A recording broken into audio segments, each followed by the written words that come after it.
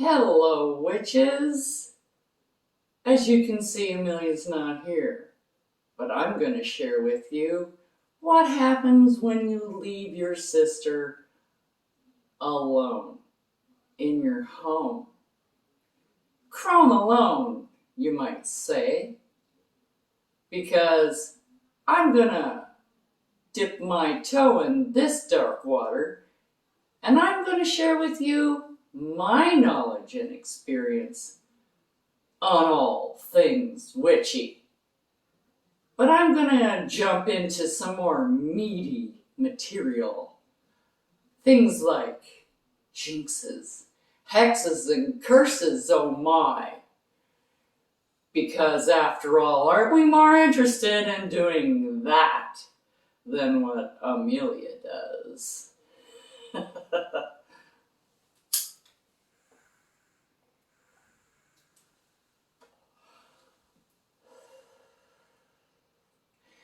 And to start off with jinxes, hexes, and curses, you really should know the difference between a jinx and a hex and a curse. And there are many others like evil eyes and mojo bags and poppets, and we'll get into all that later. But really, the difference between a jinx, a hex, and a curse is the severity of the issue that you place upon your victim. Now, jinxes tend to be short-term and not very serious. You're really not hurting them. You're pretty much just annoying them. So there are things that are kind of based on superstition and just bad luck. What people would just pass off is that, things like your pants splitting when you bend over. That's a fun one. And hiccups, exploding pens in your pocket, just forgetting things. So you have to go back and forth and back and forth and back and forth because you can't seem to remember what you meant there for. Then you kind of pump it up a little bit with a hex. Now, hexes tend to last a little bit longer than jinxes. Jinxes are, maybe 5-10 minutes, an hour tops, hiccup for an hour, things like that. You can turn that into a curse and make them hiccup for a week. That's a curse. That hurts. And that is very disruptive. But we're on hexes right now. They do wear off as well, but they last a little bit longer and they tend to be a little bit more serious.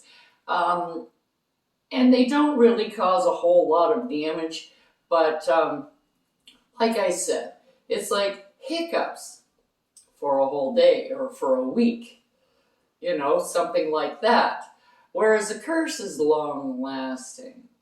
You can also give somebody an upset tummy.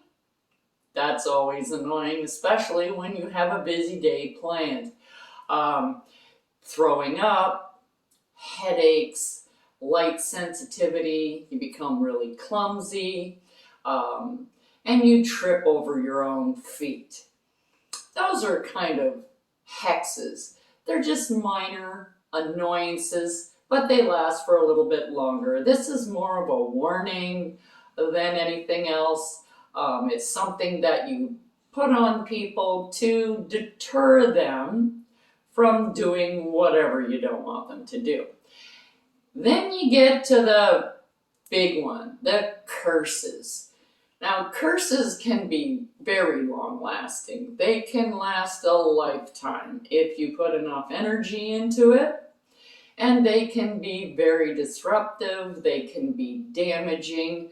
They can be extremely detrimental to the lifestyle of the person that you're putting the curse on.